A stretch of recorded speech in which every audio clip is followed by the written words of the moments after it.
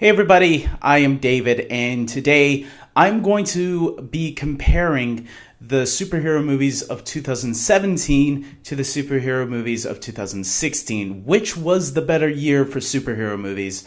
I have compiled a list here of 7 superhero movies, so there's going to be 7 rounds, and this is what I think were the best. Now, I did this in 2 different ways. First, I stacked them up against the order of release that they came out in, and then I stacked them. I thought it would be a little bit more fair if I stacked them against each, like a movie of a certain kind that is similar to the other.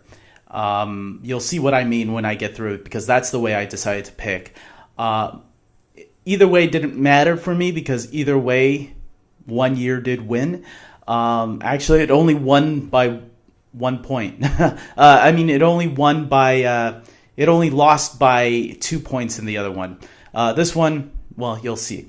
Let's get right to it. So the first round I have is Logan versus Deadpool. So these two are put together because I thought both of them were R-rated. They are the only R-rated superhero movies on our list. They are both very different type of superhero movies. One is more of a comedy. The other one is more dramatic and more intense. So this one was actually the hardest to pick because both of these are really good because in different types of ways.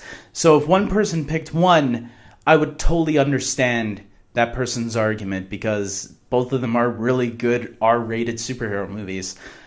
Funny enough, from the same universe and from Fox, the same studio that produced it. I went with Logan for me. I thought Logan is a brilliant film all around. I'm one of those people rooting that it will be getting an Oscar nomination for Best Picture. I'm really rooting for it. I believe it has everything that the Academy loves, excluding the action sequences, which I don't know how much Academy loves action sequences, but we never see many movies with action getting nominated for Best Picture. But yeah, Logan is definitely my favorite. So 2017 already has 1 point. Next round, I got Power Rangers versus Teenage Mutant Ninja Turtles Out of the Shadows. This one I put together because they're both based off childhood nostalgia. Which one did it better, though? I'm going to admit it. I really liked the first Teenage Mutant Ninja Turtles movie that came out in 2014. The one that came out last year, however, it had everything that fans wanted to see. Bebop, Rocksteady, Casey Jones, the Technodrome, Krang. But it was really cheesy and cringeworthy. I still ended up enjoying it to an extent, but compared to the first Ninja Turtles movie that they did, I felt it was a little bit of a step down, quite a bit of a tumble. The Power Ranger movie, though, however, for me, exceeds both of those Ninja Turtle movies. And as a longtime Power Ranger fan, it gave me everything that I was hoping for from an adaptation of the old 90s TV series. So as a Power Ranger fan, definitely I'm going with Power Rangers. Even as a fan of both, because I love Teenage Mutant Ninja Turtles also when I was a kid. I used to watch the 80s or 90s cartoon. I used to watch all the movies. I hated the third one, but the first 2 Ninja Turtle live action films were some of my favorites. I still quote them from time to time. But yes, Power Rangers for me is the clear winner here if we're going against the most recent Turtles movie from last year. So round 3, I put Guardians of the Galaxy Volume 2 versus Doctor Strange. These are both very out there Marvel films, so it made sense to put them together.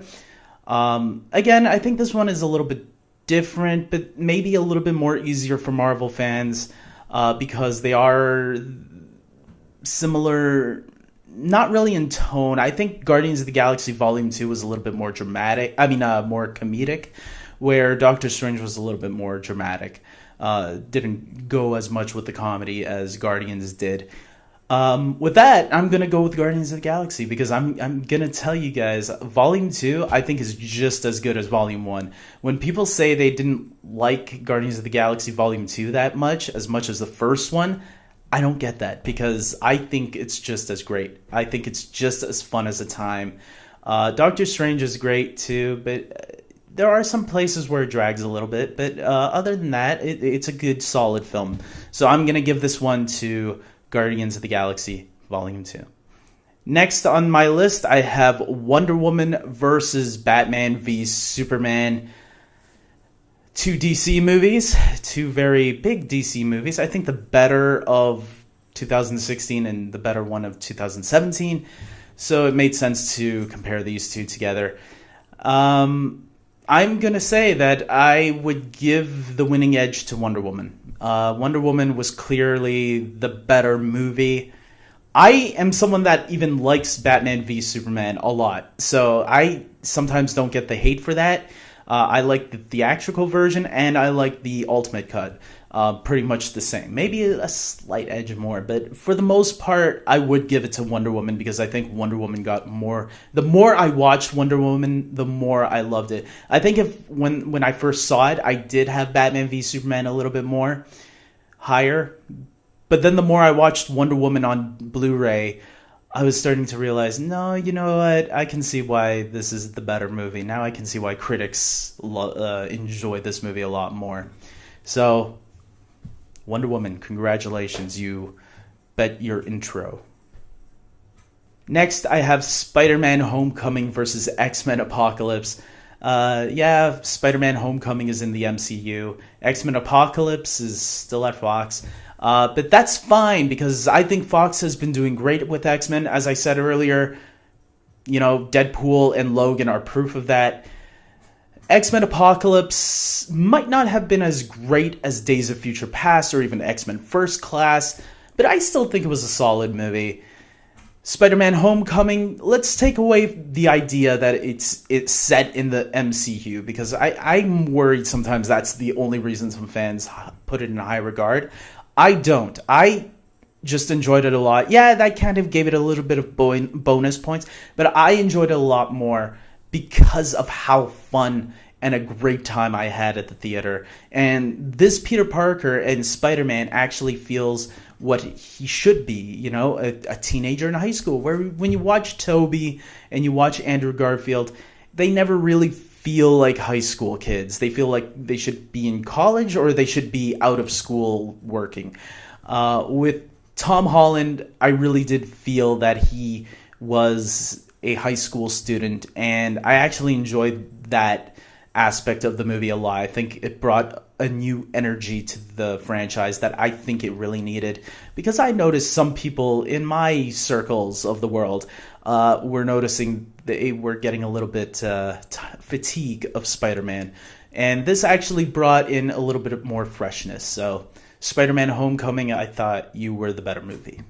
Next, I have Thor Ragnarok versus Captain America Civil War. I'm putting together MCU versus MCU once again. This one makes sense. It's the return of Thor and the return of Captain America. They're both teaming up with one of their fellow Avengers. Maybe Captain America has a couple more Avengers, plus the introduction of Spider-Man into the MCU. I am going to go with Captain America Civil War. I actually liked Civil War more. I can get why people might like Thor Ragnarok more, because it's more of a fun comedic film. And believe me, I loved it as well. I loved it even more the second time I saw it in theaters. But Captain America Civil War, even I can admit, got everything right that Batman v Superman got wrong. And I like Batman v Superman. Once again, I should stress that. I enjoyed that movie. But even someone like me who loved that movie can say Captain America Civil War was better. And I think there are less flaws in Civil War than most superhero movies. And one that I would argue, just like Logan, I can argue for that one to get an Academy Award nomination, not win, but a nomination I think it would have deserved last year. So that's just me. A lot of people might disagree. Again, I can see how people might pick Thor Ragnarok more. These are two very good movies, both in different ways. One is a lot more fun. One is a lot more story driven and character driven, where I think that's what I lean to more most of the time for myself. Finally, the last round, I have Justice League versus Suicide Squad. This was a tough one for me. I'm going to tell you the truth. You know why? Because these were my least favorites of both years. Running down the list of 2016 one more time, just in case I'm wrong about that. But yeah, Suicide Squad and Justice League. Actually, Justice League wasn't my least favorite. I like Justice League quite a bit. I did my ranking order of the superhero movies of 2017 last week, I think. So for the most part, I would go with Justice League on this one. Both of them have very similar problems, but Justice League, I felt, gave us something that I've been waiting for a long time. Suicide Squad, I didn't need. I felt Justice League tried to have a good story there, tried to have a plot, where Suicide Squad, I always look back at it and I think to myself, where was the plot in that movie? There was barely even any story whatsoever. It was just a mission movie. We got to recruit these villains. We got to take them to fight this bad guy. And that's the movie. That's literally the plot, I guess. Where Justice League at least had these mother boxes that the heroes were looking for before the villain. I feel like there could have been a lot more story. There has been a lot of talks about another version of the film out there. After all, there's been rumors that 40 minutes or probably even more of the movie was cut out because Warner Brothers wanted a 2-hour movie straight on, and that's what they got. And maybe that's why the movie feels like there was more there that they wanted to tell, but unfortunately we didn't get that story. Hopefully a director's cut will come out and we can see this longer version, because especially after the movies of Man of Steel and Batman v Superman, which had stories, maybe a little bit too much story, I can't believe that Zack Snyder would have not put in more story to tell in a Justice League movie. So you're giving us a 3-hour Batman versus Superman, but you're not giving us a 3-hour Justice League, a movie that probably needed it even more so. I don't know. But yes, Justice League, I think, compared to Suicide Squad, turns out to be the better movie for me. So there you go, guys. So apparently the score here is 6-1.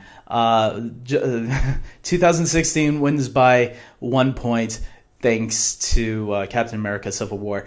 Now you're probably wondering, what about the other way you had it if you did it release date order? Well, here's the list of the release date order. As you can see, if it was release date order, I would have let Batman v Superman win over Power Rangers to me, which is funny because Collider put Batman v Superman below Power Rangers on their top 50 movies of all time, which I thought was odd, because I knew that was going to anger a lot of fans, because it kind of was like, really?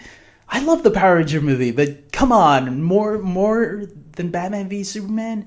For me, Batman v Superman is the clear winner there. I love the Power Ranger movie again, but yeah, Captain America Civil War would still beat Guardians of the Galaxy for me, so it's just that good of a movie. So yeah, that would be the other list if I had done it that way. So it would only win by 2 points, 2016. Clearly, 2017 was the better year. So I want you guys to comment below and tell me which year, 2016, 2017, which year did you like more for superhero movies? Maybe you didn't like any year. Maybe you did. Everybody has to like a year more than others. So come on, comment below. And if I were to add the Lego movie and Captain Underpants and Split to this list of 2017 movies, clearly it would still kick 2016's ass. Definitely a huge improvement over last year, and I'm satisfied with it. I just wish Justice League would be succeeding in the box office. Unfortunately, That ain't happening. So until next time, guys, comment below, like, subscribe, and until next time, peace out. Take care.